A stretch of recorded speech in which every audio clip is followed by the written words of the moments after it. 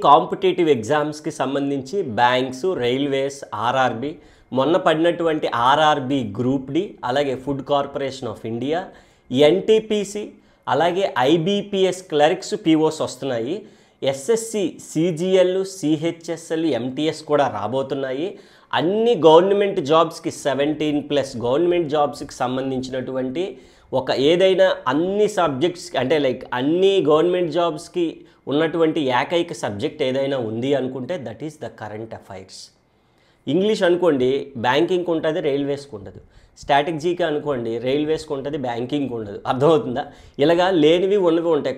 Computers అనుకోండి బ్యాంకింగ్కి ఉంటుంది, మళ్ళీ కొన్ని ఎగ్జామ్స్కి ఉండదు. అలాగా ఉంటాయి. కానీ కరెంట్ అఫైర్స్ అనే టాపిక్ మాత్రం అన్ని గవర్నమెంట్ జాబ్స్కి, అన్ని స్టేట్ గవర్నమెంట్ జాబ్స్కి, అన్ని కాంపిటేటివ్ ఎగ్జామ్స్కి కూడా ఉండేటటువంటి ఏకైక పార్ట్ కరెంట్ అఫైర్స్. మన తెలుగులో మన షార్ట్ ట్రిక్స్ ఫర్ యూలో మనము క్లాసెస్ అనేది ప్రొవైడ్ చేస్తున్నాము. ఈరోజు ఈ పర్టికులర్ క్లాస్లో మీకు స్క్రీన్ పైన కూడా కనిపిస్తుంది, ఆల్రెడీ చూసే ఉంటారు ఏ వారంది డిస్కస్ చేస్తున్నాం అనేదో. సో ఇలా ఎవ్రీ వీక్ అంటే ఎవ్రీ డే చేయాలి. బట్ మనకున్నటువంటి షెడ్యూల్ ఎందుకంటే మనం ఈ కాంపిటేటివే కాకుండాను 10th, intermediate, EAMCET, BTech, diploma, Navodaya, POLYCET, ICET, CAT, MAT, NIMCET ఇలా దగ్గరగా 18-20 కోర్సులు పైన మనం ప్రొవైడ్ చేస్తున్నాము. సో ఇన్ని కోర్సెస్కి సంబంధించిన వీడియోలు, క్లాసెస్ అన్నీ నేనే చెప్పేది. సో అన్నీ చెప్తున్నప్పుడు లిటిల్ బిట్ ఆఫ్ మనకి అందుకని వీక్లీ వన్స్ వీక్ అంతట్లో అయ్యేటటువంటి most important damn sure current affairs నేను ప్రొవైడ్ చేసే ప్రయత్నం అయితే చేస్తున్నాను. ప్లీజ్ డూ సపోర్ట్, ఛానల్ని సబ్స్క్రైబ్ చేసుకోండి. వీడియోస్ అన్నీ కూడా యూట్యూబ్లో ప్రొవైడ్ చేస్తున్నాను ఎవ్రీ వీక్. సో ఎందుకనంటే ఎగ్జామ్స్ అన్నీ జూలై నుంచి ఉన్నాయి. అంటే బ్యాక్కి 6 మంత్స్ అంటే జూలై, జూన్, మే, ఏప్రిల్, మార్చ్, ఫిబ్రవరి. సో ఈ ఫిబ్రవరి నుంచి 2025 ఫిబ్రవరి నుంచి కానీ కరెంట్ అఫైర్స్ కానీ మనం నేర్చుకున్నట్లయితే అన్ని గవర్నమెంట్ జాబ్స్కి కూడా యూస్ఫుల్ అవుతుంది. సో ఈ కరెంట్ అఫైర్సే కాకుండా సార్ చాలా బాగా చెప్తున్నారు, చాలా ఈజీగా ఉంది, మాకు ఇలానే అర్థమెటిక్, రీజనింగ్, ఇంగ్లీషు, జిఎస్ కూడా లోవెస్ట్ ప్రైజ్లో ప్రొవైడ్ చేస్తున్నాము. కంప్లీట్ కోర్సులన్నీ కూడా మన యాప్లో ఉన్నాయి, షార్ట్ ట్రిక్స్ ఫర్ యూ యాప్లో, మన యూట్యూబ్ ఛానల్ నేమ్తోనే. అలాగే స్క్రీన్ పైన కూడా నెంబర్ కనిపిస్తుంది. ఎవరైతే ఈ కరెంట్ అఫైర్స్ క్లాసెస్ అన్నీ కూడా వినండి, చాలా బాగుంటాయి. రిమైనింగ్ కూడా మాకు డెమోస్ పంపించండి సార్, డెమోస్ చూస్తాము, చూసి నచ్చిన తర్వాత తీసుకుంటాం అనుకునే వాళ్ళు డెమో అని నాకు వాట్సాప్లో పెట్టారనుకోండి స్క్రీన్ పైన కనిపిస్తున్న నెంబర్కి. సో అదే లైక్ ఆ డెమో అనేది మీకు సెండ్ చేస్తాను, చూసి నచ్చిన తర్వాత మీరు హ్యాపీగా తీసుకోవచ్చు. 100% జాబ్ అష్యూరెన్స్తో మనమైతే డౌన్లోడ్ చేసుకొని 24/7 వీడియోస్ మనకి నచ్చిన టైంలో ఇంటి దగ్గర ఉంటుంది. ఎందుకంటే చాలామంది పార్ట్ టైమ్, హౌస్ హోల్డ్ ఇలా ఉండే వాళ్ళందరూ కూడా ఉన్నారు, పార్ట్ టైం చేసుకుంటూ జాబ్ చేసుకున్న వాళ్ళందరూ కూడా ఉన్నారు. వాళ్ళందరికీ యూస్ఫుల్ అయ్యేలాగా మనమైతే కోర్స్ అనేది ప్రొవైడ్ చేస్తున్నాము. ఇంకా ఆలస్యం చేయకుండా టాపిక్లోకి అయితే వెళ్ళిపోదాము. Here we go with current affairs.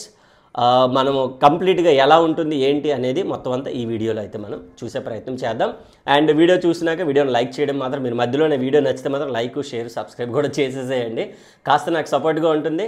So మరిన్ని మంచి వీడియోస్ మీ ముందుకి ఇచ్చే ప్రయత్నం అయితే చేస్తాను. Here we go with the bit number 1లోకి అయితే వెళ్ళిపోదాం. సార్ రీసెంట్గా మనకి అంటే సెకండ్ వీక్లో మొన్న జరిగింది గ్లోబల్ స్టార్టప్ ఎకో సిస్టమ్. దాంట్లో ఇండియా ర్యాంక్ అంతా అడుగుతాడు.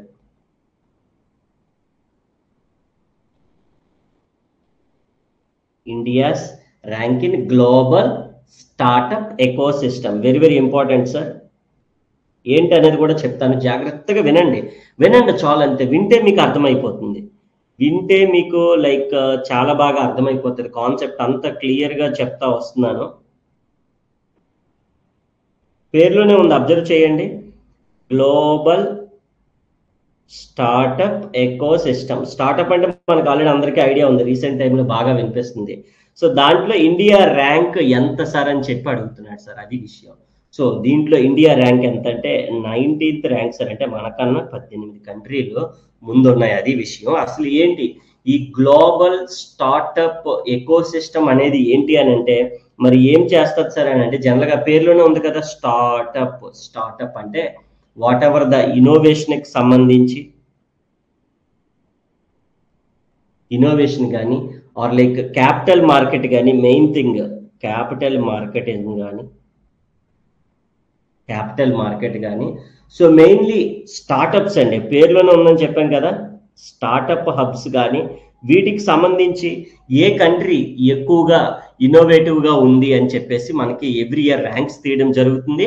మరి దానికి సంబంధించి మన ఇండియా యొక్క ర్యాంక్ ఎంత సార్ అని అంటే, ఎంత సార్, 19th ప్లేస్లో ఉన్నాం సార్ మనం.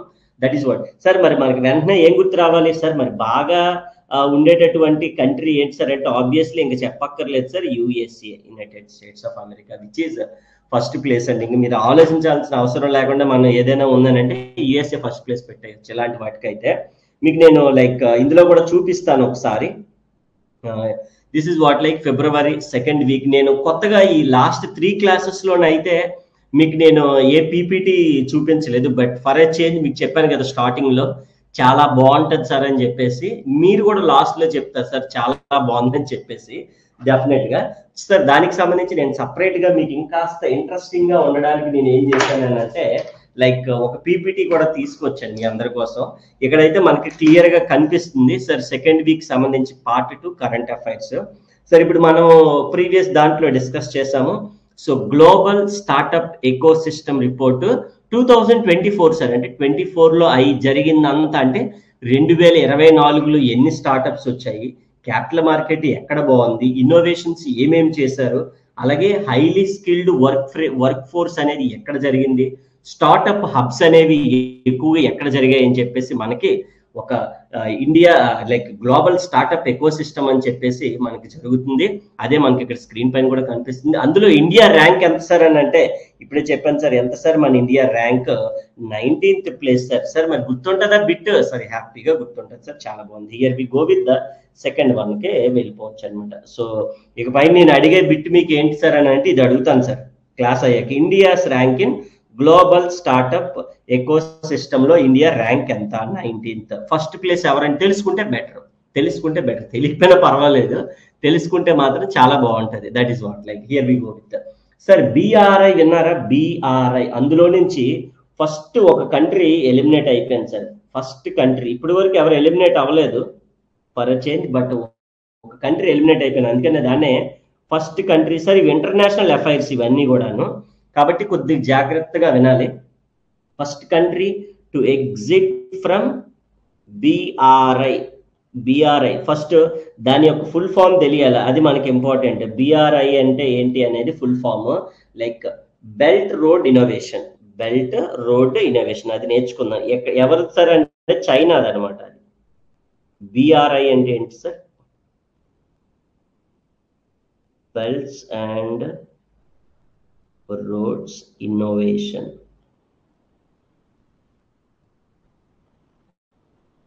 సార్ మనం బెల్ట్ అంటే మనం పెట్టుకునే బెల్ట్ కాదు సార్ అది. సో బెల్ట్ అంటే మనకి యూజువల్గా ఎలా ఉంటుంది అనేది కూడా చూపిస్తాను. ఇక్కడ చూడండి, ఇది మనకి యూజువల్గా ఇక్కడ మనకు అబ్జర్వ్ చేస్తే ఈ ఎల్లో కలర్ కనిపిస్తుంది కదా. సో చైనా నుంచి ఇక్కడ నుంచి స్టార్ట్ అయ్యి ఇలా మనకి నార్త్ పార్ట్ అంతా కూడా పై మన ఇండియా పైన, India is not a part. So India అనేది అఫ్ కోర్స్ చైనాకి ఇండియాకి మరి మనకి ఎప్పుడు పడదు కదా. సో మనం ఈ బీఆర్ఐలో లేము, మనతో పాటు జపాన్ కూడా లేదు. సో ఇక్కడ ఈ ఎల్లో కలర్ లో పైన కనిపిస్తుంది అంతా కూడా, అది మనం బెల్ట్ అని చెప్తాం సార్. సో అలాగే నథింగ్ బట్ ఏంటి, చైనాకి సంబంధించి ట్రేడ్ కానీ పార్ట్నర్షిప్ కానీ, చైనాకి సంబంధించి ఏదైతే మనకి ఈ చైనా కంట్రీ ఉందో దానికి సంబంధించి వాట్ ఎవర్ ద ట్రేడ్ కానీ మిగతా మిగతా కంట్రీస్తోని పార్ట్నర్షిప్ కానీ బాగుండడానికి చైనా ఏం చేసింది అంటే బీఆర్ఐని స్టార్ట్ చేసింది సార్. బీఆర్ఐ అని స్టార్ట్ చేసింది. అయితే ఈ బీఆర్ఐ నుంచి రీసెంట్ గా ఒక కంట్రీ అనేది ఎలిమినేట్ అయిపోయింది సార్. ఆ కంట్రీ ఏంటని అడిగాడు సార్. పనామా. ఏ కంట్రీ సార్? పనామా, వెస్ట్ అమెరికాలో ఉంటుంది. పనామా అనే కంట్రీ ఎలిమినేట్ అయింది. అర్థమైంది కదా సార్. బీఆర్ఐ అంటే ఫుల్ ఫామ్ కూడా గుర్తుపెట్టుకోండి sir, belts and roads innovation. Photo కూడా చూపించాను అందుకే సార్ మీకు. ఇంక ఇందులో బీఆర్ఐ గురించి కొన్ని విషయాలు మాట్లాడుకుందాం. టోటల్ కంట్రీస్ ఎన్ని? ఆల్మోస్ట్ అన్ని కంట్రీస్ కూడా ఇందులో ఇన్వాల్వ్ అయి ఉంటాయి సార్. 149, అంటే మొత్తం 150 ఉండేవి సార్. మరి వీడు ఎలిమినేట్ అయిపోయాడు కదా, ఎవరు పనామా ఎలిమినేట్ అయిపోయింది కాబట్టి బికమ్స్ 149 సార్. ఎస్టాబ్లిష్మెంట్ ఎప్పుడు జరిగింది? Establishment in 2013 sir. 2013లో మనకి బీఆర్ఐ అనేది స్టార్ట్ అయ్యింది బై చైనా. Right sir. దీనికి ఆల్సో నోన్ యాజ్ ఇంకొక పేరు కూడా ఉంది sir, also known as one belt one road.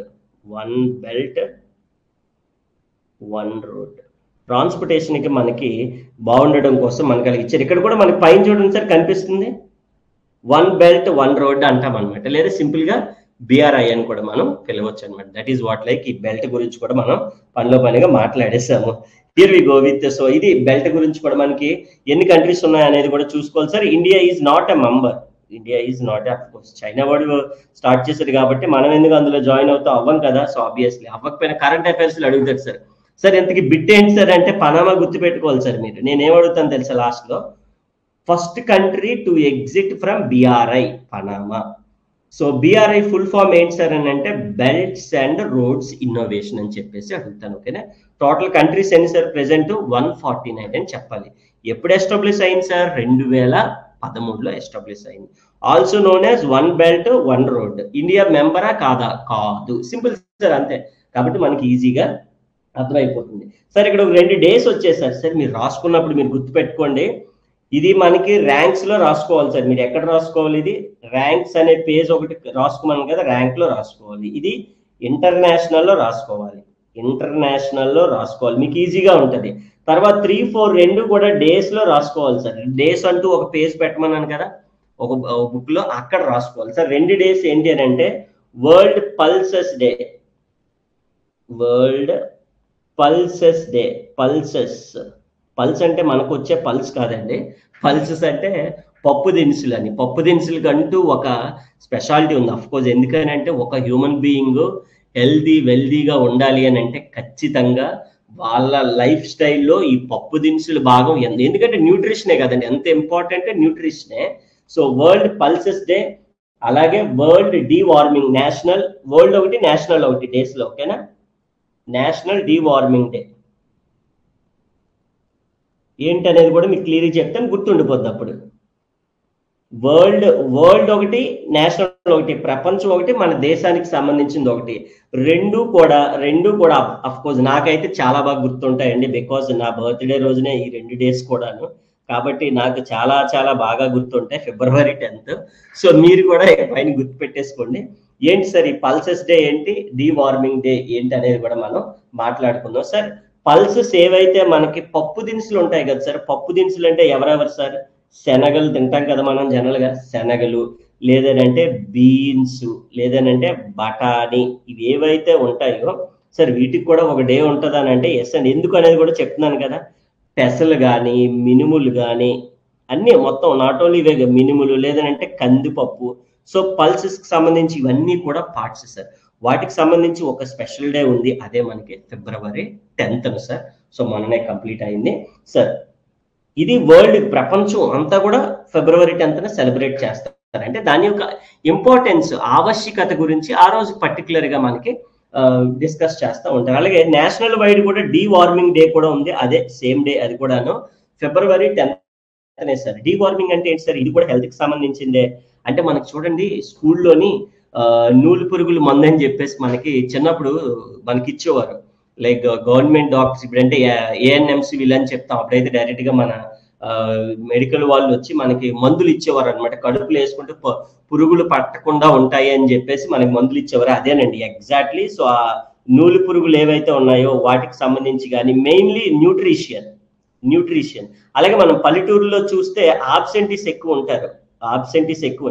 ఇప్పుడంటే మన సిటీలో అంతా ప్రైవేట్ స్కూల్స్ వచ్చాయి, పేరెంట్సే మార్నింగ్ వీళ్ళు బాధ భరించలేమని చెప్పి పంపించేస్తున్నారు. కానీ మేము చదువుకునేటప్పుడు అయితే గవర్నమెంట్ స్కూల్లోని టీచర్స్ ఇంటికి వచ్చి పట్టుకెళ్ళేవారు మమ్మల్ని. అయితే స్కూల్కి వెళ్ళే వాళ్ళం కాదు, ఆ అడవుల్లోకి ఆ వీటిల్లోకి వెళ్ళి శుభ్రంగా చెట్లు ఎక్కి పళ్ళు గిళ్ళు అనేది తెంపుకొని రోజంతా గడిపే వాళ్ళమే. సో అప్పుడు ఏం చేసేవారు, టీచర్స్ మార్నింగే స్కూల్ నుంచి వాళ్ళు ఇంటింటికి వచ్చేసి పిల్లలు పట్టుకు, మన అంగన్వాడీ ఎలా పట్టుకెళ్తారో అలా పట్టుకెళ్ళేవారు అనమాట.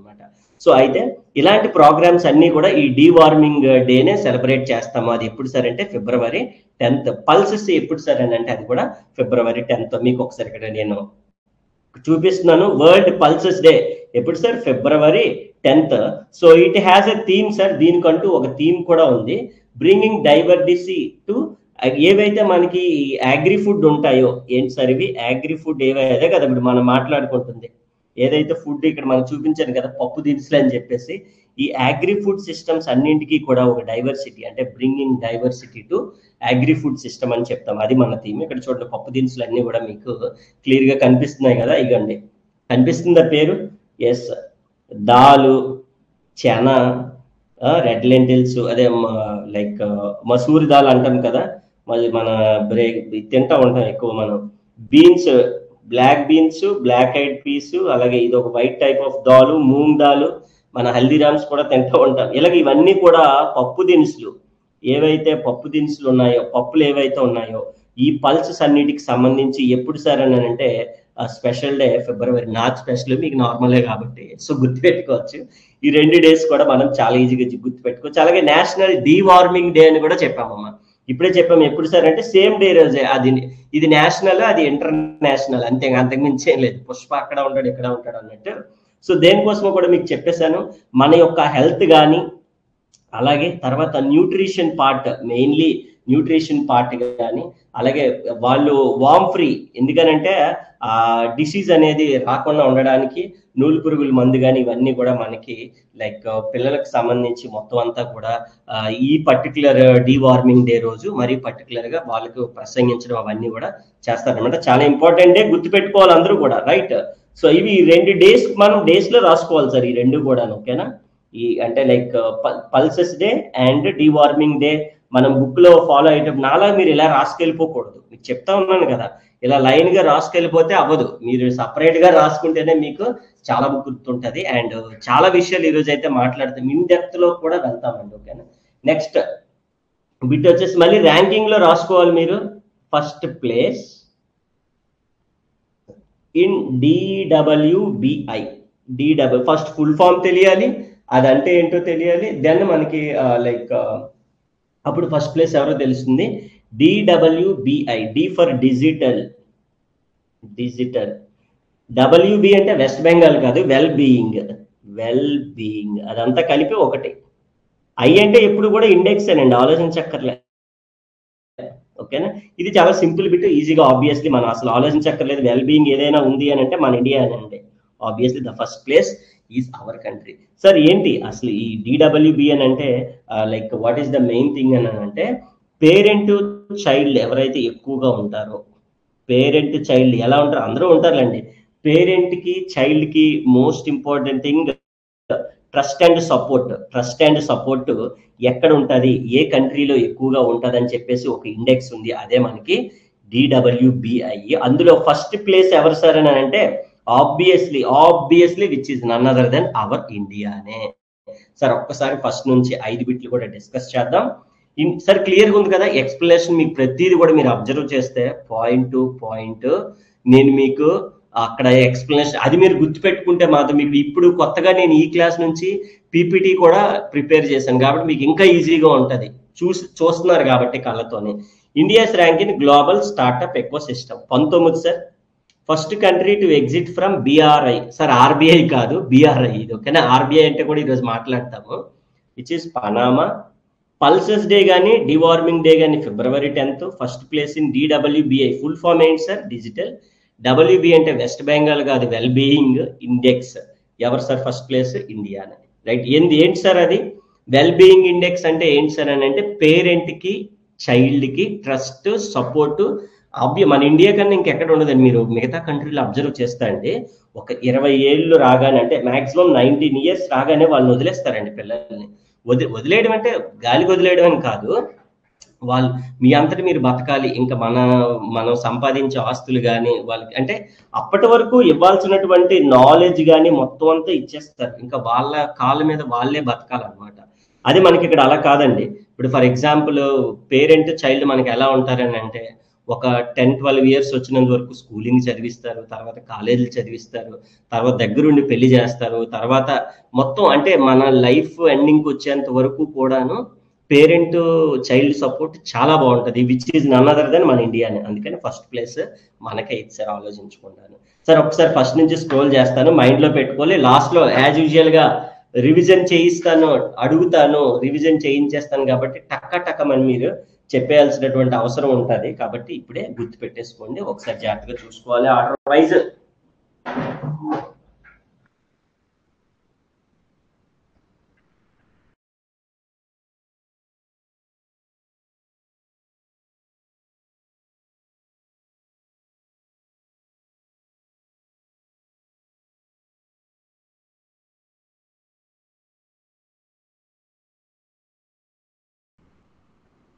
క్లియర్ అండి ప్రసన్న గారు, సుష్మిత గారు, శిరీష గారు, ఎవ్రీవన్ అర్థమవుతుందా? ఫస్ట్ ఆఫ్ ఆల్ అర్థమవుతుందా లేదా? క్లియర్గా ఉందా లేదా?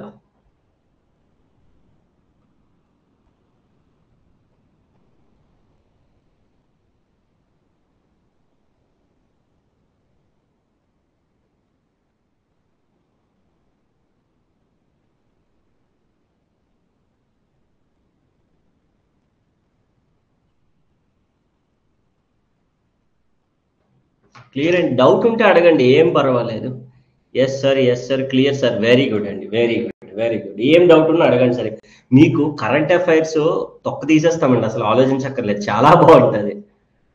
మీరు ఇంకా మళ్ళీ వేరే బుక్కులు ఇవి అవి ఏమి అక్కర్లేదు అనమాట. మీరు ఇంకా అలా చూసుకున్నారు అని అంటే మాత్రం ఇట్స్ మోర్ దెన్ ఎనఫ్ మీకు ఎక్స్ప్లెనేషన్. ఎందుకంటే మామూలుగా కరెంట్ అఫైర్స్కి ఏంటంటే బుక్స్ అవి ఇచ్చేస్తూ ఉంటారు, దానివల్ల ఉపయోగం ఉండదు. ఇలాగ మీరు ఆ పాయింట్ టు పాయింట్ కానీ ఎప్పుడైతే నేర్చుకున్నామో, మన మ్యాథ్స్ లాగే ఇప్పుడు ఒక స్టెప్ ఉంది, ఆ స్టెప్ తర్వాత నెక్స్ట్ స్టెప్ ఎలాగొచ్చింది అనేది తెలిస్తే మనకి ఎగ్జైట్మెంట్, నేర్చుకోవాలన్న ఆతృత, కుతూహలం, ఎగ్జైట్మెంట్ అన్నీ ఉంటాయి.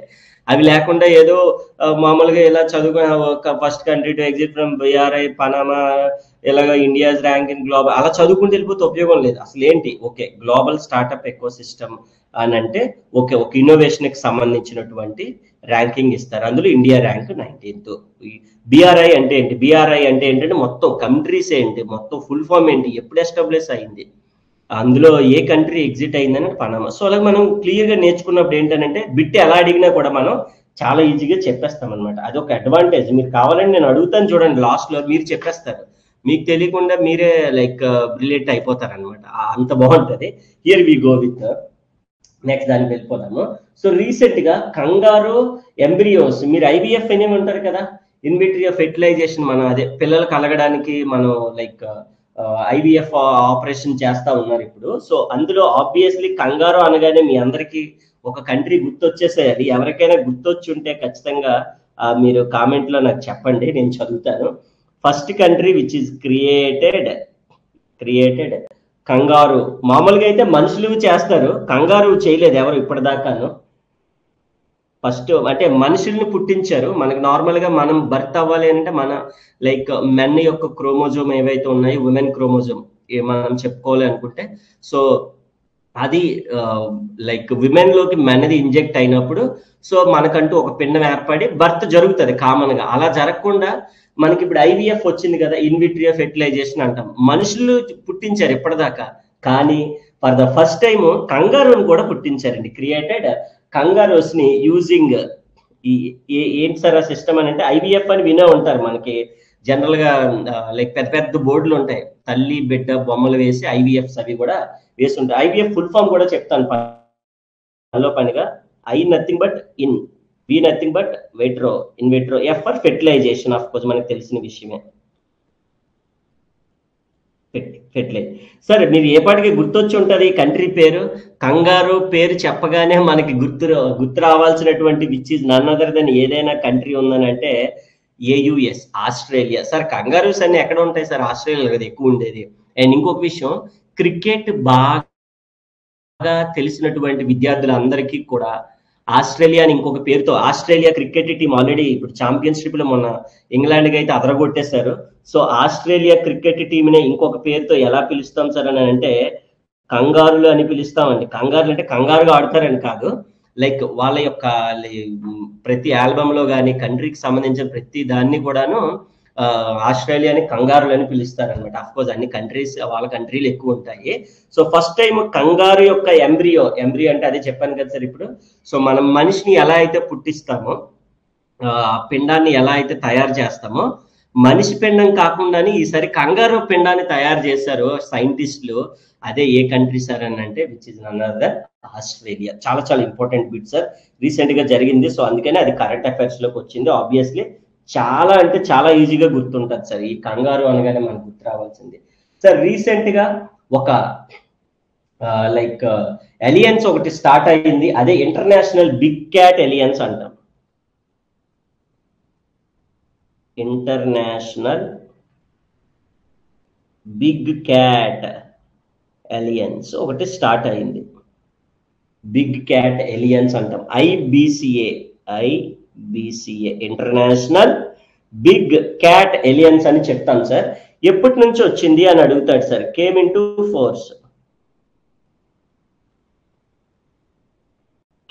ఫోర్స్ ఆన్ ఎప్పటి నుంచి వచ్చింది అని చెప్పేసి అంటే మొన్ననే సార్ జాన్ 23, 2025 వచ్చింది సార్. ఇది సార్ ఇది జనరల్గా మనం గుర్తు పెట్టేసుకుంటాం, బైహార్ట్ చేసుకుంటాం. International big cat alliance came into force on Jan 23, 2025 international big cat alliance అలా చదివా. అలా దానివల్ల ఉపయోగం ఏముండదు. అసలు బిగ్ క్యాట్ ఎలియన్స్ అంటే ఏంటి, ఎందుకు వచ్చింది అనేది మనము తెలియాల్సిన అవసరం అయితే ఉంటుంది సార్. ఫస్ట్ ఆఫ్ ఆల్ దీన్ని అయితే ఎవరు లాంచ్ చేశారంటే విచ్ ఇస్ డెఫినెట్లీ మన మోడీ సార్ లాంచ్ చేశారు సార్.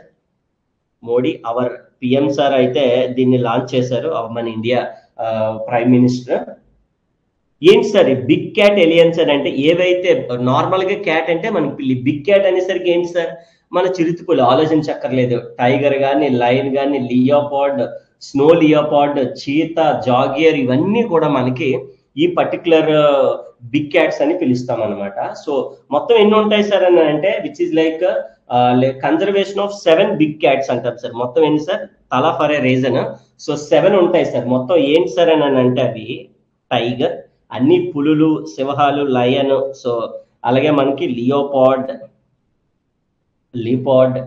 ఈ లియోపార్డ్ లోనే స్నో లియోపార్డ్ కూడా ఉంటుంది sir. Snow leopard, cheetah of course అందరికీ తెలిసిందే, చీతా ఫాస్టెస్ట్. సో అలాగే జాగియర్, అలాగే పూమా అంటే మన చెప్పుల కంపెనీ, షూ కంపెనీ ఉంటుంది, అది అఫ్ కోర్స్ ఆ చెప్పుల కంపెనీ కూడా మీకు చిరుతపుల్ ఉంటుంది మీరు అబ్జర్వ్ చేస్తే. సో దాని పేరు కూడా అంటే వన్ కైండ్ ఆఫ్ చిరుతపులి పేరే పూమా అనమాట. అందుకని వాళ్ళు అంటే ఆ షూ వేసుకుంటే లైక్ అంత స్పీడ్ గా ఉంటారని చెప్పేసి అంటారనమాట. అందుకని వాడు అలా పెట్టుకున్నాడు. సో యూజువల్ గా మా ఇనిషియల్ కూడా లైక్ మాది కూడా పీనే అండి, పొనగంటి మా ఇంటి పేరు. నా పేరు ఉమామహేష్. సో ఇక్కడ నన్ను కూడా అలాగే పిలిచేవారు, అది గొప్పగా చెప్పుకోవట్లేండి, పోమా అని పిలిచేవారు. పి ఉమా అంటే ఇంకొక అతను కూడా ఉన్నాడు, బొమ్మన ఉమామహేష్ అని ఉంటాడు మా దాంట్లో, అతను బోమా అనమాట. సో బోమా ఇద్దరమే కూడా క్రికెట్ లో ఓపెనింగ్స్. మేము మన డిస్ట్రిక్ట్ ఆడేటప్పుడు సో క్రికెట్ లో ఆడాము మేము. సో ఆడినప్పుడు ఇద్దరమే ఓపెనర్స్, ఇద్దరు ఉమానే, పోమా ఒకళ్ళు బోమా ఒకళ్ళు ఇద్దరు. సో అలా పిలిచేవారు అనమాట. సో ఇక్కడ అది వచ్చింది, సో పోమా అని. ఓకే, సో ఇంటర్నేషనల్ ఈ మొత్తం బిగ్ క్యాట్ ఎలియన్స్ అంటే ఏంటి సార్ అంటే ఈ 7 టైప్ ఆఫ్ ఏవైతే మనకి బిగ్ క్యాట్స్ ఉన్నాయో అంటే tiger, lion, leopard, snow leopard, cheetah, jaguar, puma, వీటికి సంబంధించి ఏవైతే మొత్తం టోటల్ కంట్రీస్ ఏంటి సార్ అంటే 27. ఈ 27 కంట్రీస్ లోని of course India is a member of big cat alliance. ఎందుకంటే మన మోడీ సార్ అందుకే కదా ఓపెన్ చేశారు, మొన్ననే ఓపెన్ చేశారు. ఎప్పుడు స్టార్ట్ అయింది సార్, ఎప్పుడది అంటే జనవరి. ఎందుకంటే ఇప్పుడు మన నెంబర్ ఆఫ్ ఈ టైగర్స్ కానీ అన్ని తగ్గిపోతున్నాయి కదా సార్. అందుకని 27 కంట్రీలు కూడా ఏం చేశాయనంటే వీటన్నిటిని, ఈ 7 టైగర్, లైన్ ఇవన్నిటిలో ఉండేటటువంటి టైప్స్ అన్నిటికీ కూడా సంరక్షించడం, అదే కన్జర్వేషన్ అంటాం, సంరక్షణ సాల్ అంటాం కదా. దానికి సంబంధించి బిగ్ క్యాట్ ఎలియన్స్ స్టార్ట్ చేశారు. ఎప్పుడు స్టార్ట్ చేశారు అనేది ఇంపార్టెంట్ సార్. ఎవరెవరంటే వీళ్ళ పేర్లు కూడా గుర్తుపెట్టుకోవాలి. వాళ్ళ పేర్లు అంటే అవి ఏంటి ఈ కన్జర్వేషన్స్ లో వస్తాయి అనేది కూడా చాలా చాలా ఇంపార్టెంట్. అదనమాట big cat. So 23 Jan sir పండగ అయిన కొన్ని రోజులుగా స్టార్ట్ చేశారు. ఆ విధంగా మనం చాలా చాలా ఈజీగా గుర్తుపెట్టుకోవచ్చు. That is an important thing. ఒకసారి మీకు చూపించే ప్రయత్నం కూడా చేస్తాను. ఇగోండి big cat alliance, international big cat alliance కనిపిస్తున్నాయి కదా బొమ్మలన్నీ కూడా క్లియర్ గా మనము చేసాము.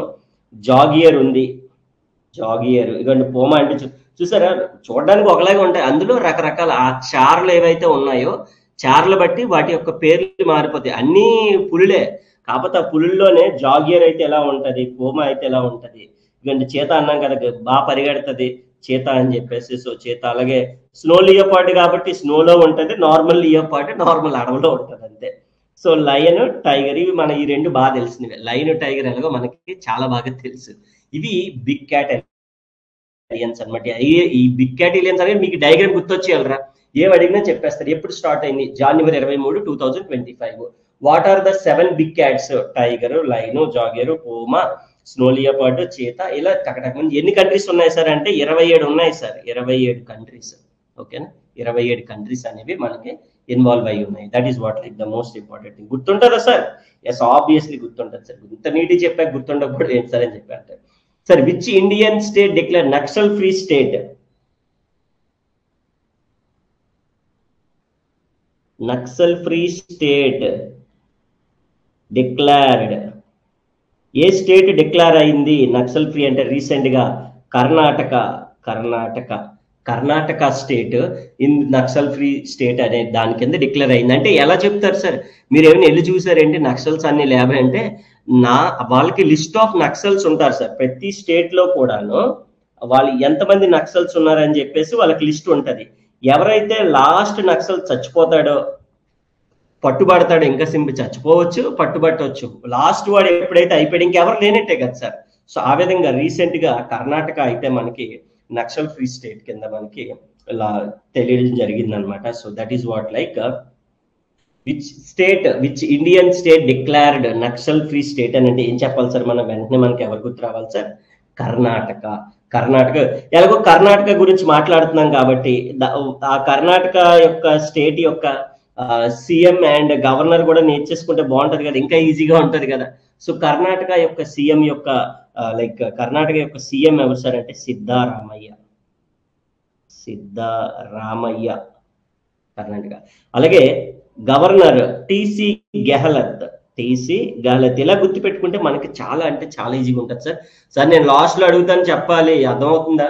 మీరు చెప్పకుండా వెళ్ళిపోవడం కాదు. 9th one is one of the important bit sir. ఒక 5 నిమిషాలైనా మాట్లాడతాను ఈ బిట్ గురించి, చాలా జాగ్రత్తగా వినాలి. మనకి ఎకానమీలో కూడా ఈ టర్మినాలజీ వస్తుంది కాబట్టి చాలా చాలా జాగ్రత్తగా వినండి. న్యూ ఆర్బీఐ రెపో రేట్ ఎంత?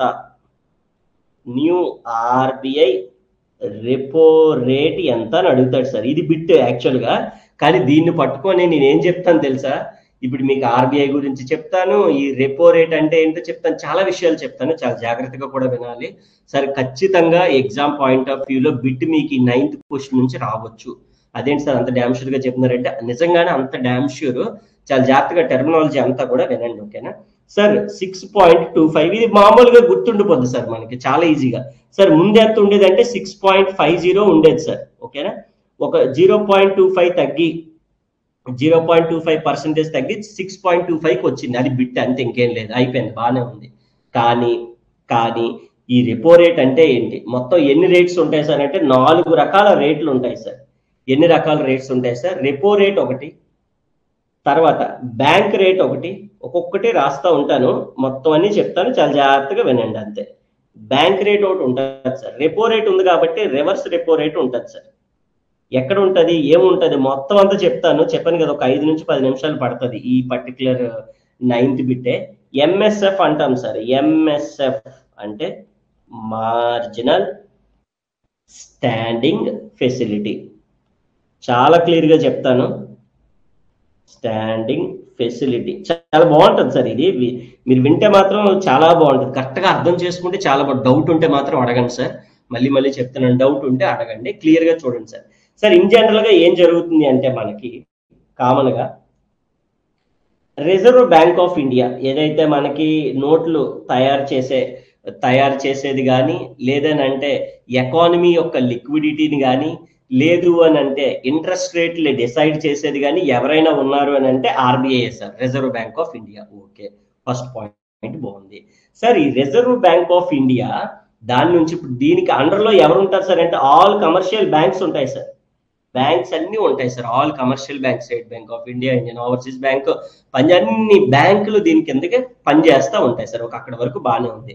అయితే సార్ మనం డబ్బులు కావాలని అంటే బ్యాంక్కి వెళ్తామా, ఆర్బీఐకి వెళ్తామా? ఆబ్వియస్లీ బ్యాంక్కి వెళ్తాం సార్, ఆర్బీఐకి మనం వెళ్ళకూడదు, మనం వెళ్ళం కూడా, ఓకేనా? మనకు మనిషి అంటే ఒక పర్టికులర్ ఒక కస్టమర్ ఎవరైతే ఉన్నారో బ్యాంకుకి వెళ్ళే డబ్బులు కావాలి అన్న బ్యాంక్కి వెళ్తాడు, లేదు అంటే డబ్బులు దాచినవి దాయాలనుకున్న బ్యాంక్కి వెళ్తాడు తప్పించి ఆర్బీఐకి వెళ్ళడు సార్, మనం వెళ్ళకూడదు, ఓకేనా సార్? ఇది పర్సన్ సార్ ఇక్కడ. ఓకే సార్, మరి బ్యాంకుకి డబ్బులు కావాలంటే ఎక్కడికి వెళ్తారు సార్? మరి బ్యాంకులో కూడా లాకర్లో డబ్బులు ఉండాలి కదా సార్, మనం ఇచ్చిన డబ్బులతోనే రొటేషన్ చేసేది కదా. ఒకవేళ బ్యాంకుకి డబ్బులు కావాలంటే ఎక్కడికి వెళ్తారు సార్ అంటే ఆర్బీఐ దగ్గరికి వెళ్తారు సార్. ఇది సెకండ్ పాయింట్ సార్. ఓకే, బాగానే ఉంది సార్. ఈ పర్సన్స్ డబ్బులు దాచుకుంటాం కదా సార్, మనం ఎఫ్డి అంటాం, రికరింగ్ డిపాజిట్ అంటాం, అవునా కాదు సార్? ఇవి ఫిక్స్డ్ డిపాజిట్, రికరింగ్ డిపాజిట్ మనకి బ్యాంకుకి మధ్యలో ఉండే పదాలు సార్. అయితే బ్యాంక్ కి ఆర్బీఐకి మధ్యలో ఉండే పదాలే ఈ 4 సార్, అంతే, ఇంకేం లేదు సార్, సింపుల్ గా గుర్తుపెట్టుకోవచ్చు. అర్థమైంది సార్ ఫస్ట్ పాయింట్. అంటే బ్యాంక్ నుంచి ఆర్బీఐకి మధ్యలో మనం ఉండవు, పర్సన్స్ అనేవాళ్ళు ఇక్కడ ఉంటారు, కానీ బ్యాంక్ కి ఆర్బీఐకి మధ్యలో ఉన్నవాళ్ళు ఎవరు సార్? రేపు పొద్దున్న బ్యాంక్ జాబ్ వచ్చేయాలంటే నార్మల్గా వచ్చేది కదా సార్, మనకి నేర్చుకోవాలి కదా మనం ఏంటి అనేది. అర్థమవుతుందండి? Yes sir. ఈ బ్యాంక్ కి ఆర్బీఐకి మధ్యలో ఉండే 4 పదాలు ఏంటనేది ఇప్పుడు మనకి స్క్రీన్ పైన కూడా క్లియర్ గా కనిపిస్తున్నాయి. వాటి గురించి ఇప్పుడు మనం తెలుసుకుందాం. అర్థమైందా? అసలు రెపో రేట్ అంటే ఏంటి, బ్యాంక్ రేట్ ఏంటి, ఇవి అర్థం అవ్వలేదు, ఇంకా అవి చెప్పలేదు నేను. ఆ పదాలు ఎక్కడి నుంచి వచ్చాయనంటే, బ్యాంక్ ఫర్ ఎగ్జాంపుల్ నేను వెళ్ళాను సార్, బ్యాంక్ వెళ్ళాను, లేదా మీరే వెళ్ళారు, బ్యాంక్ వెళ్ళి అర్జెంట్ గా నాకు ఒక 1 CR కావాలి అంటే, నీ బ్యాంక్ లో ఉంటాయి, డైరెక్ట్ గా నువ్వు వెళ్ళి తీసేసుకోలేవు కదా, ఎందుకంటే 2 లక్షలు దాటి ఏది చేయాలన్నా కూడా నువ్వు డైరెక్ట్ గా ఏటీఎం నుంచి డ్రా చేసి, నీకు ఒక 1 CR కావాలి అంటే, సార్ 1 CR కాదు, ముందు నా అకౌంట్ లో ఉండాలి కదా, ఉన్నాయి అనుకోండి ఫర్ ఎగ్జాంపుల్, 1 CR అర్జెంట్ గా నువ్వు వేరే కంట్రీకో ఎక్కడికో పంపించాలి, అప్పుడు నువ్వు డైరెక్ట్ గా బ్యాంక్ వెళ్ళావు, బ్యాంక్ దగ్గర ఉండవు, 1 CR అడు లాకర్ లో పెట్టుకోడు కదా, 1,00,000 2 లక్షలు ఓ 10 లక్షలు 20 లక్షలు అంటే పెట్టుకుంటాడు, అవి కూడా ఉండవు నాకు తెలుసు, మాక్సిమం లిమిట్ ఉంటుంది వాళ్ళకి. అప్పుడు వెంటనే వాడి దగ్గర లేవు కాబట్టి వాడు ఏం చేస్తాడంటే, వెంటనే ఆర్బీఐ దగ్గరికి వెళ్ళి విత్ మినిట్స్ లో, ఆర్బీఐ దగ్గరికి వెళ్ళమంటే పరిగెట్టుకుని ముంబై వెళ్ళిపోడు, ముంబైలో ఉంటుంది ఆర్బీఐ, వీడు ఎక్కడో వైజాగ్ నుంచి వెళ్ళాలంటే అవ్వదు, సో వాళ్ళకి మెయిల్స్ త్రూ కాంటాక్ట్ అవుతా ఉంటారు, వెంటనే ఆర్బీఐ దగ్గర నుంచి ఓవర్ నైట్ తీసుకుంటారు అనమాట, ఫండ్ తీసుకుని మనకి ఇస్తారు. ఓకే, అప్పుడు ఈ 4 రకాల రేట్స్ అనేవి మనకి జరుగుతూ ఉంటాయి సార్. సింపుల్ గా చెప్పాలి అని అంటే, ఈ 4టిని ఏమని పిలుస్తాం సార్ అని అంటే, ఇంట్రెస్ట్ రేట్స్ అని పిలుస్తాం, ఇంట్రెస్ట్ రేట్స్ అని పిలుస్తాం సార్. చాలా జాగ్రత్తగా వినాలండి, చాలా జాగ్రత్తగా వినాలి. ఇప్పుడు ఫస్ట్ పాయింట్కి వస్తే, repo rate. Repo rate nothing but ఏదైతే బ్యాంక్ తీసుకుంటుందో, bank takes from RBI, bank takes from RBI which is for short period sir. దేనికి సార్ ఇది? షార్ట్ పీరియడ్ అంటే ఒక 5 రోజులు 10 రోజులు అలా షార్ట్ పీరియడ్ టైంకి, ఒక 15 రోజులకి ఫర్ ఎగ్జాంపుల్, లేదా ఒక 20 రోజులకి బ్యాంక్ ఏదైతే మనకి అమౌంట్ ఒక 1 CR అనుకున్నాం కదా, అదే ఎగ్జాంపుల్ తీసేసుకున్నాం. ఒక 1 కోటి రూపాయలు బ్యాంక్ అనేది ఆర్బీఐ నుంచి తీసుకున్నప్పుడు, ఆర్బీఐ బ్యాంక్ కి ఎంత ఛార్జ్ చేస్తుందో తెలుసా సార్? 6.25% ఆఫ్ ఇంట్రెస్ట్ ని బ్యాంక్ మీద వేస్తారు సార్. ఇప్పుడు అర్థమైంది సార్ రెపో రేట్ అంటే ఏంటో? అర్థమైంది ఇప్పుడు. అదే సార్ ఇక్కడ చాలా తెలివైన ఆర్బీఐ రివర్స్ రెపో ఉంది కదా సార్. సార్ ఇప్పుడు బ్యాంక్ టేక్స్ ఫ్రమ్ ఆర్బీఐ అన్నాడు కదా, అర్థమైందా? ఇప్పుడు రివర్స్ రెపో అంటే దానికి రివర్స్ సార్. బ్యాంక్ అనేది మనీ తీసుకోవట్లేదు, ఇస్తుంది. అరే బాబు నా దగ్గర డబ్బులు ఎక్కువ ఉన్నాయి, బ్యాంక్ లెండ్ చేస్తుంది ఈసారి. ఇది బ్యాంక్ టేక్స్. ఇప్పుడు బ్యాంక్ లెండ్స్ అంటే రుణాలు ఇస్తుంది అనమాట. బ్యాంక్ లెండ్స్ టు ఆర్బీఐ, రుణం ఇస్తుంది. అంటే నా దగ్గర డబ్బులు ఎక్కువైపోయాయి సార్, అందుకని చూడండి వ్యానల్లో అమౌంట్ అనేది ఆర్బీఐ నుంచి బ్యాంకులకి, బ్యాంక్ నుంచి ఆర్బీఐకి ఆ మనీ మారుతా ఉంటుంది always. So bank lends money ఏదైతే రుణాలు ఇస్తా ఉంటుందో, like which is called like మనం దాన్ని ఏమని పిలుస్తామనంటే బ్యాంక్ డిపాజిట్స్. బ్యాంక్ సింపుల్ గా డిపాజిట్ అని అనాలి సార్, దానికి ఏమని పిలవాలి? డిపాజిట్ అని పిలవాలి. బ్యాంక్ డిపాజిట్ టు ఆర్బీఐ, దాన్ని ఏమని పిలుస్తామంటే రివర్స్. ఈడేమో మీరు అబ్జర్వ్ చేయండి, ఆర్బీఐ ఒకవేళ బ్యాంక్ డబ్బులు ఇచ్చింది అనుకోండి 6.25 తీసుకుంటాడు, పాపం బ్యాంక్ మాత్రం డిపాజిట్ చేసింది అనుకోండి ఎక్కువ డబ్బులు ఎవరు 3.35% ఇస్తారు. మీరు అబ్జర్వ్ చేస్తే మనం కూడా అంతే అండి. 1,00,000 రూపాయలు బ్యాంక్ వెళ్ళి డిపాజిట్ చేసాం అనుకోండి, మనకి దగ్గర ఓ 400-500 ఇస్తారండి అంతే. నెలకి 400-500 ఇస్తారు అంతే. అర్థమైందా? అదే మీరు మీ ఫ్రెండ్ దగ్గర ఎవరి దగ్గర 1,00,000 రూపాయలు తీసుకోండి, నెలకి దగ్గర 2-3 వేల రూపాయలు కట్టాలి వాళ్ళకి ఇంట్రెస్ట్, 2% 3% అలా అంత అమౌంట్ కట్టమంటారు. అదే అనమాట వీడి తెలివితేటలు కూడా. చూసారా? బ్యాంక్ కోడ్ డబ్బులు ఇస్తే మాత్రం, బ్యాంక్ కోడ్కి డబ్బులు ఇస్తే మాత్రం 6.25 ఛార్జ్ చేస్తాడు. అదే బ్యాంక్ కోడ్ వీడి దగ్గర రివర్స్ రెపో రేట్ దాచుకున్నాడు కూడా 3.35 ఇస్తాడు. చాలా తెలివైనవాడు. ఇది తర్వాత బ్యాంక్ రేట్ అంటే మనకు సంబంధించింది సార్. మనకి ఏదైతే కస్టమర్స్కి ఇస్తారు కదా, మనకు రుణాలు ఇవ్వడం మనకి ఇస్తుంది. ఇది బ్యాంక్ లెండ్స్ టు కస్టమర్స్, కస్టమర్కి ఇచ్చేది, దాన్నే బ్యాంక్ రేట్ అని పిలుస్తాం సార్. 6.50 మనకి ఇస్తారు కాబట్టి తెలివైన వీళ్ళందరూ కూడా 6.50 తీసుకుంటారు sir. MSF marginal standing facility rate of interest ఎంత సార్ అంటే, ఇది కూడా ఆల్మోస్ట్ దానిలాగే ఉంటుంది సార్ ఎప్పుడు కూడా. బ్యాంక్ రేటు ఎంఎస్ఎఫ్ కూడా మాక్సిమం ఒకలానే ఉంటాయి, అది కూడా అందుకని ఇప్పుడు కూడా ఒకలానే ఉంది. 6.50 50. సార్ ఎంఎస్ఎఫ్ అంటే ఓవర్ నైట్కి సార్, ఓవర్ నైట్కి చాలా ఇంపార్టెంట్ కస్టమర్స్ ఉంటారు కదా, అర్జెంటుగా అమౌంట్ ఒక ఇప్పుడే 1 CR 2 CR 10 CR 100 CR కావాలనుకున్నప్పుడు ఓవర్ నైట్ బ్యాంక్ అనేవి మనకి like high rate of interest తోనే మనకి బ్యాంక్స్ అనేవి ఆర్బీఐ దగ్గర తీసుకుంటే దాన్ని ఏమని పిలుస్తామనంటే ఎంఎస్ఎఫ్, మార్జినల్ స్టాండింగ్ ఫెసిలిటీ. ఇది అర్థమైందా సార్? ఆర్బీఐ అంటే ఏంటి, ఎన్ని రేట్స్ ఉన్నాయి, వాటి యొక్క పర్సంటేజ్లు మీరు గుర్తుపెట్టుకోవాలి ఖచ్చితంగా. సరే, ఎలాగో ఇన్ని విషయాలు మాట్లాడాం కాబట్టి ఆర్బీఐ గురించి కూడా మాట్లాడుకుంటే ఇంకా బాగుంటది కదా. ఆర్బీఐ గురించి కూడా కొన్ని విషయాలు ఉన్నాయి, అది కూడా నేర్చుకుంటే మనకి ఈ బిట్ కూడా కంప్లీట్ గా మనకి ఐడియా వచ్చేస్తుంది. సార్, ప్రెసెంట్ గవర్నర్ ఎవరు? ఎవరికైనా తెలిస్తే కామెంట్ లో చెప్పండి సార్. సంజయ్ మల్హోత్రా.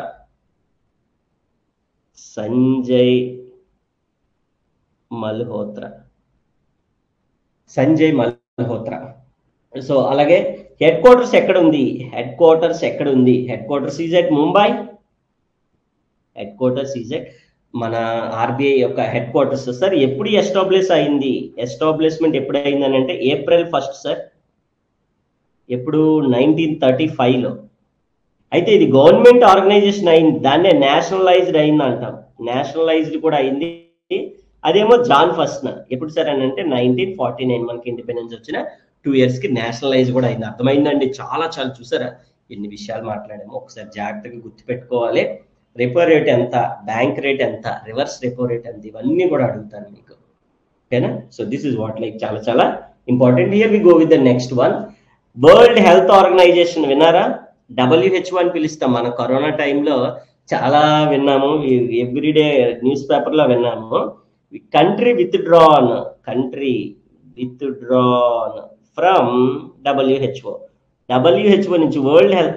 అదేంటి సార్, వరల్డ్ హెల్త్ ఆర్గనైజేషన్ నుంచి పాపం విత్డ్రా అయిపోవడం ఏంటంటే, ఎస్ అండి, అర్జెంటీనా. ఎవరు సార్ అది? అర్జెంటీనా అనే కంట్రీ మనకి వరల్డ్ హెల్త్ ఆర్గనైజేషన్ నుంచి ఎగ్జిట్ అయిపోయింది సార్. ఎందుకు అనేది కూడా మనకు జనరల్ గా డౌట్ వస్తుంది.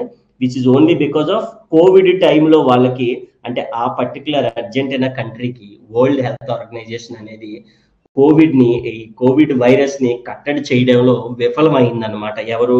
World health Organization. నువ్వు ఎలాగో ఇంకా నాకు వరల్డ్ హెల్త్ ఆర్గనైజేషన్, నువ్వు నాకేమీ కరోనా వల్ల నీ వల్ల ఉపయోగం ఏం లేదు, నువ్వు నాకేమీ చేయలేకపోయావని చెప్పేసి మొన్ననే వరల్డ్ హెల్త్ ఆర్గనైజేషన్ నుంచి అర్జెంటీనా అనేది ఎగ్జిట్ అయిపోయిందండి, విత్డ్రా అయిపోయింది సార్. సార్, టోటల్ కంట్రీస్ ఎన్ని ఉన్నాయి సార్? మరి వరల్డ్ హెల్త్ ఆర్గనైజేషన్ అన్నాం కాబట్టి దాని గురించి మాట్లాడేసుకుందాం ఒకసారి. టోటల్ వచ్చేసి 195 ఉండే సార్, ఇది ఎలిమినేట్ అయిపోయాడు కాబట్టి 194 అయ్యాయి సార్. వరల్డ్ హెల్త్ ఆర్గనైజేషన్ యొక్క హెడ్ క్వార్టర్స్ జెనీవాలో ఉంది సార్. జెనీవా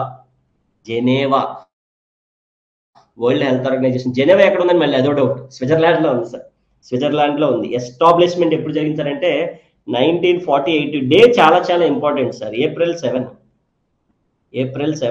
7 ఎక్కువ వస్తే సార్ తలాఫలా రీజన్ చెప్పేసి. సార్ ఎందుకు సార్ డే ఇంపార్టెంట్ అన్నాను అంటే, వరల్డ్ హెల్త్ డే కూడా అదే రోజు సార్. అఫ్ కోర్స్ అందుకనే కదా సార్ ఆ రోజు పెట్టారు వరల్డ్ హెల్త్ డే. ఎప్పుడనంటే వరల్డ్ 7th డే. ఎందుకనంటే వరల్డ్ హెల్త్ ఆర్గనైజేషన్ అదే రోజు ఏర్పడింది కాబట్టి వరల్డ్ హెల్త్ డే కూడా ఎప్పుడు సార్ అంటే April 7th. కాబట్టి చాలా జాగ్రత్తగా నీట్గా మనం కానీ గుర్తుపెట్టుకున్నట్లయితే ఆ బిట్ని మనం ఈజీగా చేయొచ్చు. సార్, మొన్న కోల్కతాలో ఉన్న ఫోర్ట్ విలియమ్స్ చూసే ఉంటారు maybe. Fort William one of the important place. Fort Williams ఎక్కడ ఉంది సార్? అది కోల్కతాలో ఉంది. ఎందుకు సార్ ఇప్పుడు వచ్చింది సడన్ గా అంటే, దాన్ని రీనేమ్ చేశారు సార్. రీనేమ్డ్ యాజ్, దాన్ని రీనేమ్ అంటే పేరు మార్చారు సార్. విజయ్ దుర్గ్ కింద మార్చారు. మీకు చూపిస్తాను కూడా ఆ పోర్ట్ ని. లైక్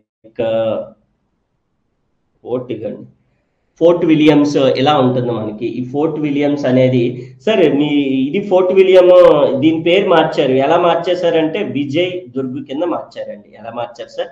విజయ్ దుర్గ్ కింద మార్చారు.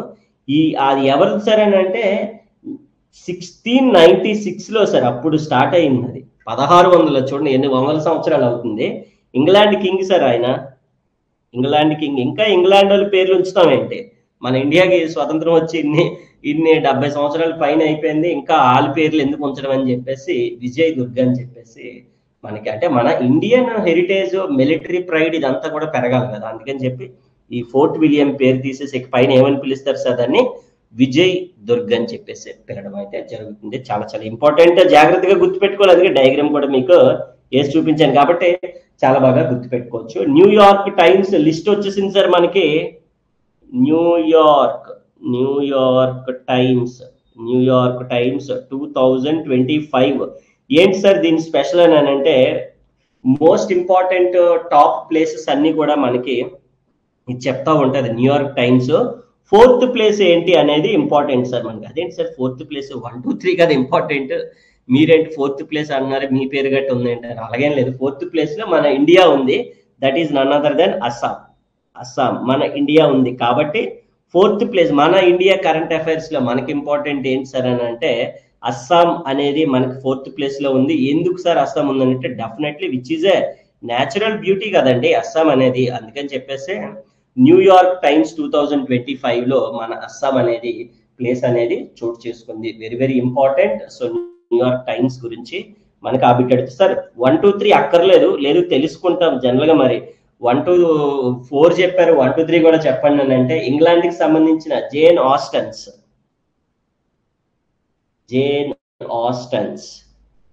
Is the first place. ఎక్కడ ఉంది సార్ అంటే ఇంగ్లాండ్ లో ఉంది. సెకండ్ వన్ గలపాగోస్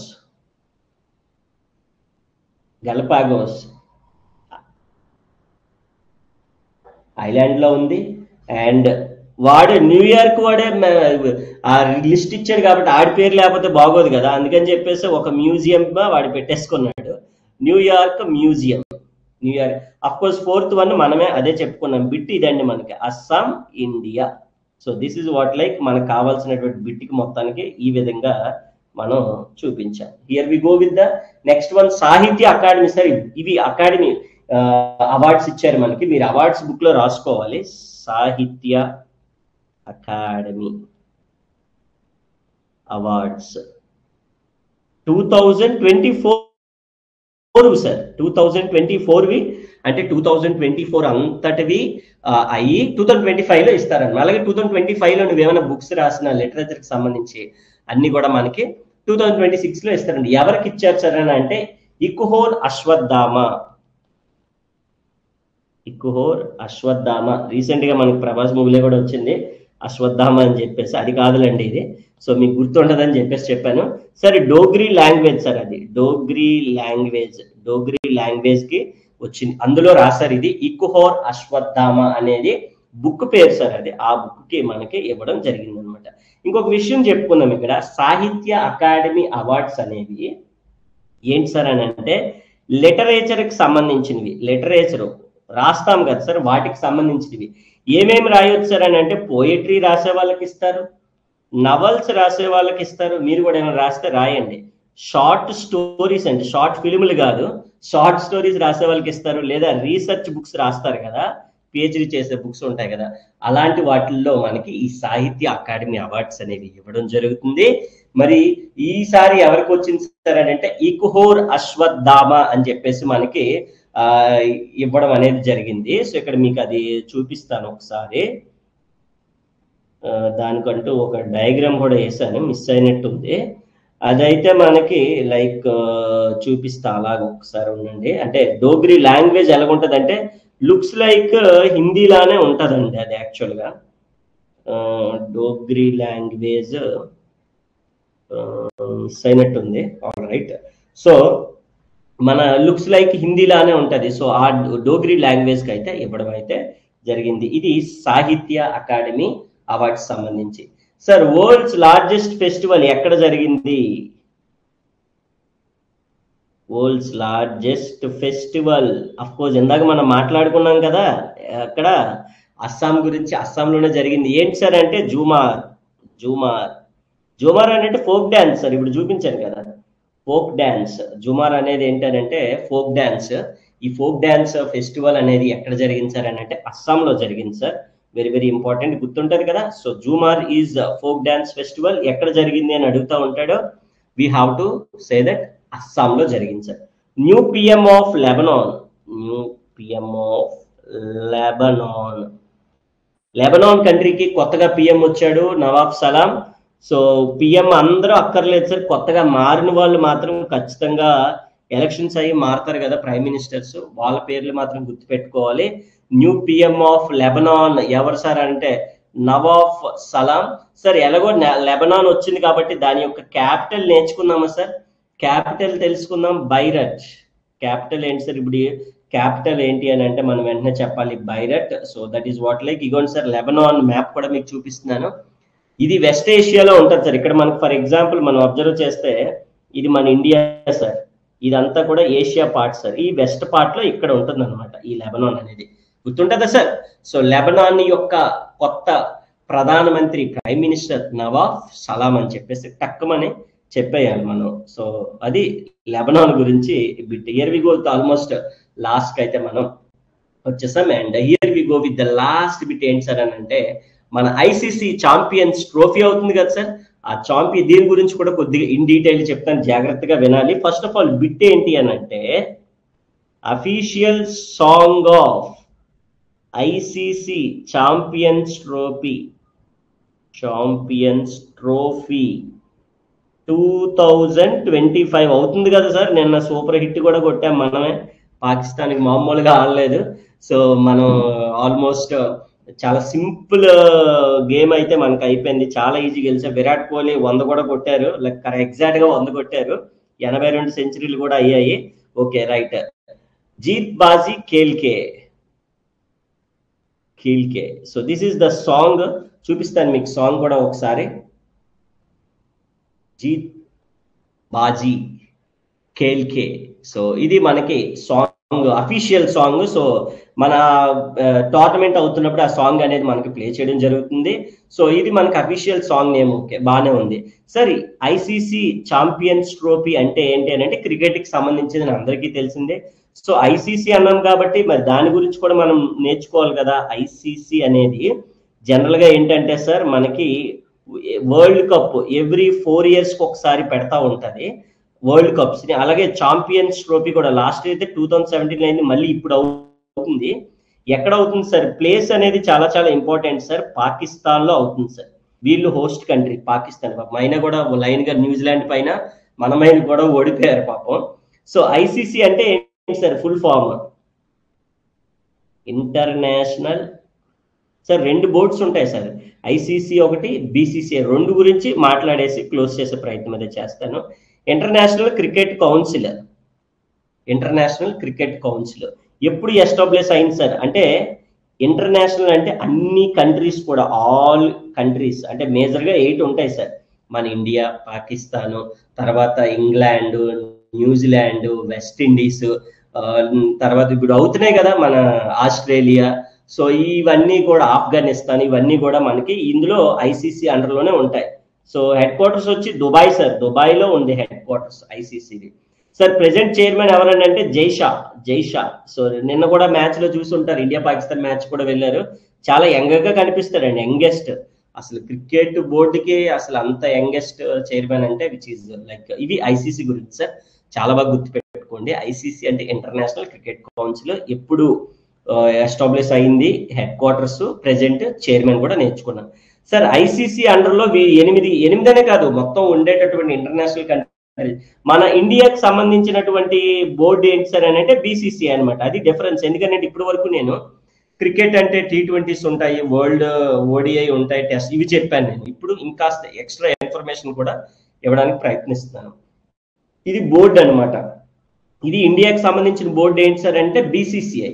బీసీసీఐ అంటే ఫుల్ ఫామ్ ఏంటి sir? B for obviously board of, CC అంటే cricket for control for cricket. First control వస్తుంది సార్. కంట్రోల్ ఎవరికి సార్? For cricket. ఓకేనా? సో అదే మనం కన్ఫ్యూజ్ అవుతాం అండి, cricket for control for cricket అని వస్తుంది. ఆబ్వియస్లీ ఐ అంటే ఆలోచించకుండా ఇండియా. ఐ అంటే ఇండియా. ఓకే, ఫుల్ ఫామ్ నేర్చుకున్నాం సార్. మీరు అబ్జర్వ్ చేస్తే విచ్ ఈజ్ రిచెస్ట్. ఎంత రిచెస్ట్ అని అంటే ఇక్కడ ఉండే 8 కంట్రీలు ఏదైతే ఉంది, 8 కంట్రీలు కన్నా మన బీసీసీఐ రిచెస్ట్. ఇంకా చెప్పాలి అని అంటే ఈ 8 కంట్రీలు ఎవరి అండర్లో ఉన్నాయి? ఐసీసీ అండర్లో ఉన్నాయి. ఐసీసీ కన్నా రిచెస్ట్ ఎవరని అంటే మన బీసీసీఐ. మీకు అర్థమైపోయింది బీసీసీఐ గురించి one of the important point. అంటే మన ఇప్పుడు ఫాదర్ ఉంటాడు సార్, ఫాదర్ కింద ఎవరు ఉంటారు, సన్ ఉంటారు. జనరల్ గా సన్ కన్నా ఫాదర్ ఎక్కువగా తెలివైన వాళ్ళు ఉంటారు, లేదా వాళ్ళకి మనీ ఎక్కువ సంపాదన ఉంటారు. కానీ ఫాదర్ కన్నా సన్ ఎక్కువ సంపాదిస్తున్నాడు అనమాట, అంత ఆబ్వియస్లీ. ఎందుకంటే బీసీసీఐ వల్లే మనకి ఐసీసీకి ఎక్కువగా మనకి పేరు వచ్చింది అనమాట. ఐసీసీ కన్నా ఈ 8 కంట్రీస్ కన్నా క్రికెట్ ఆడే, 8 కాదు ఎన్ని కంట్రీలు ఉంటే అన్ని కంట్రీల కన్నా ఎక్కువగా ఉండేటువంటి రిచెస్ట్ బోర్డు ఏదైనా ఉందంటే మన బీసీసీఐ. ఎలాగో ఇది కూడా మాట్లాడాం కాబట్టి మరి దానికి చైర్మన్ ఎవరో తెలుసుకుంటే ఇంకా బెటర్ కదా. Roger Binny sir. Last point ఒకటి చెప్పేసి క్లోజ్ చేస్తాను. హెడ్ క్వార్టర్స్ ఎక్కడ సార్ అంటే ముంబై. అందుకని ముంబై నుంచి ఎక్కువ సెలక్షన్స్ అవుతూ ఉంటాయి సార్. అలాగే చైర్మన్ గురించి కూడా ఒక మాట్లాడేస్తాను సార్. క్రికెట్ అంటే అదేంటో సార్, మొత్తం ఇన్డెప్త్కి వెళ్ళిపోయి మొత్తం గెలికేయాలనిపిస్తుంది, అది చెప్పాలనిపిస్తుంది. మరి మీకు వినాలనిపిస్తుందో లేదో నాకు తెలియదు, బట్ నేర్చుకోండి, ఇవన్నీ కూడా చాలా ఇంపార్టెంట్ సార్. బిన్నీ అంటే మీరు విన్నారా? రీసెంట్ మన క్రికెట్ ఆడుతూ ఉండేది స్టూయర్ట్ బిన్నీ. మీరు ఒకసారి గూగుల్లో కొట్టినా కూడా వస్తారు. స్టూయర్ట్ బిన్నీ లైక్ మన యాంకర్ ని మ్యారేజ్ చేసుకుంటాడు తను. సో స్టూయర్ట్ బిన్నీ అనేవాడు ఇప్పుడు ఆడుతున్నాడు సార్. వాళ్ళ యొక్క ఫాదరే రోజర్ బిన్నీ. మీరు అనుకుంటారు స్టూయర్ట్ బిన్నీకి లిటరల్లీ అసలు అంటే నేను అంటున్నానని కాదు, వాళ్ళ మీద మనం గొప్ప అని కాదు, లిటరల్లీ క్రికెట్ ఎలా ఆడాలో కూడా అంత ప్రాపర్ గా రాదు, అంత పెద్ద ఇన్నింగ్స్లు కూడా ఏం లేవు చెప్పు. అసలు మీకు పేరే గుర్తుండదు మీకైతే. నార్మల్గా అయితే విరాట్ కోహ్లీ, రోహిత్ శర్మ వాళ్ళతో పాటు ఆడేటటువంటి ప్లేయర్ తిను. మీకు విరాట్ కోహ్లీ, రోహిత్ శర్మ కొన్ని వందల కోట్ల మందికి, కొన్ని కోట్ల మందికి తెలుస్తుంది. స్టూయర్ట్ బిన్నీ అనుకోండి అసలు తెలియదు ఎవరికి, మీకే తెలియదు లిటరల్లీ. సో వాళ్ళ ఫాదరే అంటే అఫ్కోర్స్ వాళ్ళ ఫాదర్ చైర్మన్ కాబట్టి తను కూడా ఆడిపిస్తున్నారు. అఫ్కోర్స్ అది అలా చెప్పకూడదు, కానీ జనరల్ గా అందరికీ తెలిసిన విషయమే. సో బిన్నీ అనే పేరు గుర్తుంటది అని చెప్పేసి మీకు ఇది నేను చెప్పాను. సో ఐసీసీ అయితే జైషా, బీసీసీ అయితే రోజర్ బిన్నీ, మన హెడ్ క్వార్టర్స్ అయితే ముంబై, ఇంటర్నేషనల్ క్రికెట్ కౌన్సిల్ అయితే దుబాయ్. ఓకేనా సార్, గుర్తుంటాయి సార్. సో ఇవి మనకి ఓవరాల్ గా ఫిబ్రవరి 2nd వీక్ లో పార్ట్ 2లో మొత్తం కంప్లీట్ వీక్ గురించి మనం మాట్లాడేసుకున్నాం. నెక్స్ట్ క్లాస్ లో మనం 3rd వీక్ కి వెళ్ళిపోదాము. 3rd వీక్ పార్ట్ 1 లో కూడా మనం డిస్కస్ చేస్తాం. అండ్ ఆల్ దిస్ పీడిఎఫ్ కానీ, ఈ యొక్క పీడిఎఫ్ కానీ, మొత్తం ఈ యొక్క క్లాస్ వీడియో కానీ కరెంట్ అఫైర్స్ లోకి వెళ్ళిపోతుంది మన యాప్ లో. మీరే హ్యాపీగా చూసేసుకోవచ్చు. ఎనీ కైండ్ ఆఫ్ ఇన్ఫర్మేషన్ నాకైతే డైరెక్ట్ గా వాట్సాప్ చేయండి. And please do not forget, so ఖచ్చితంగా మన friends and family members, colleagues, ఎవరున్న కాంపిటేటివ్ సంబంధించి ఎవరు ప్రిపేర్ అవుతున్నా, ICET, PECET, CAT, MAT, NIMCET, anything ఏ కోర్స్ అయినా కూడా మన దగ్గర అవైలబుల్ గా ఉన్నాయి. కాస్త సపోర్ట్ చేయండి, ఇంకాస్త ఎఫర్ట్ పెట్టి నేను చేస్తాను. అండ్ ఒకసారి పీపీటీ కూడా నేను స్టార్టింగ్ నుంచి వేసే ప్రయత్నం అయితే ఒకసారి చూపిస్తాను. సరే ఇది దేని గురించి వచ్చింది అనేది కూడా మనం డిస్కస్ చేయొచ్చు. So Jeeto Baazi Khelke is the official song of ICC champions trophy అని చెప్పొచ్చు. అండ్ దీని గురించి మాట్లాడలేదా? ఓకే ఫైన్, చెప్తాను అది కూడాను, ఒకసారి చూపిస్తా. World audio visual entertainment summit next class లో కూడా వస్తుంది. సో ముంబైలో జరిగింది, దీని గురించి మనకి డిస్కషన్ రాలేదు. ఓకే నెక్స్ట్ దానికి వెళ్దాం. అదే world audio visual entertainment summit waves అంటాం దాన్ని, 2025 ఈ ఇయర్ కి సంబంధించి ముంబైలో జరిగింది అది మనకి. సార్ లెబనాన్ గురించి మాట్లాడాం. లెబనాన్ అంటే ఏంటి సార్, కొత్తగా పిఎం వచ్చారు, అందుకని దాని గురించి మాట్లాడాం. నవాఫ్ సలాం క్యాపిటల్ వచ్చేసి బైరెట్ అని కూడా విషయం మాట్లాడుకున్నాం. సో జూమార్ అస్సాంలో జరుగుతుంది ఫెస్టివల్ అని చెప్పాము. సో వరల్డ్స్ లార్జెస్ట్ ఫెస్టివల్ ఎక్కడ జరుగుతుందని చెప్పాము. అండ్ అలాగే ఫోర్ట్ విలియం ఇది. సో ఫోర్ట్ విలియంది 1600లోది, కొత్తగా పేరు మార్చారు, విజయ్ దుర్గ్ అని చెప్పాము. And Karnataka state has been officially declared Naxal free state అని కూడా చెప్పుకున్నాం. ఎందుకంటే last Maoist in the state surrendered అయిపోయాడు. చెప్పాను కదా, లాస్ట్ మావోయిస్ట్ సరెండర్ ఇంకెవరు లేరు అనమాట. అందుకని చెప్పేసి మనకి లైక్ దాన్ని మనం నక్సల్ ఫ్రీ స్టేట్ కింద డిక్లేర్ చేసాము. సో బిగ్ క్యాట్ అలియన్స్ ఏంటి అనేది కూడా మనం మెన్షన్ చేసాం. బిగ్ క్యాట్ సంబంధించి మొత్తం ఉండేటటువంటి లైక్ జనవరి 23, 2025 అని చెప్పాము. నేషనల్ డీవార్మింగ్ డే అండ్ అలాగే పల్సెస్ రెండు కూడా మనం ఫిబ్రవరి 10th బర్త్డే రోజు కాబట్టి నాకైతే బాగా గుర్తుంటది, మీరు కూడా గుర్తుపెట్టుకోండి. And here we go with next one వచ్చేసి one belt one road BRI చైనాకి సంబంధించింది. And last and first one global startup ecosystem. India rank ఎంత సార్ అంటే 19th. ఇలాగ పీపీటీ కూడా మనం క్లియర్ కట్ గా నేర్చుకోవడం వల్ల ఇంకాస్త విజువల్ గా నేర్చుకుంటాం కాబట్టి ఈజీగా ఉంటుందని చెప్పేసి మనకి ఇక్కడ ఈ పర్టికులర్ థింగ్స్ కూడా ఇవ్వడం అయితే జరిగింది. Right, thank you so much, have a nice time. So please do not forget మన ఫ్రెండ్స్ అండ్ ఫ్యామిలీ మెంబర్స్ అందరికీ కూడా చెప్పండి, నాకు కాస్త సపోర్ట్ గా ఉంటుంది. Thank you all, have a nice time. మరో క్లాస్ లో మళ్ళీ కలుసుకుందాం. And special thanks Sushmita garu and everyone, like last work విన్నారు, and Akhil, Harshan, David, everyone, Sirisha garu, Prasanna గారు, అండ్ అందరికి, సుష్మిత గారికి అండ్ అందరికీ కూడా thank you so much. Thanks for joining live. And ఇలానే మరిన్ని మంచి లైవ్ క్లాస్ అన్ని జాయిన్ అవుతారని చెప్పి మరొకసారి తెలియజేస్తున్నాను. అండ్ నెక్స్ట్ 3rd వీక్ ఉండబోతుంది, ఫిబ్రవరి 3rd week current affairs class ఉండబోతుంది, దానికి కూడా జాయిన్ అవ్వండి. ఇంట్రెస్టింగ్ గా ఎలాగే వీలుంటే పీపీటీ కూడా మళ్ళీ తయారు చేయడానికి రెడీ చేస్తాను, సో దట్ మీకు విజువల్ గా చూస్తే ఇంకా బాగుంటది, సో దట్ మనకి అది గుర్తుండడానికి కూడా చాలా ఈజీగా ఉంటుంది అనమాట. Thank you so much, have a nice time. మరో క్లాస్ లో మళ్ళీ కలుసుకుందాం. Thank you all.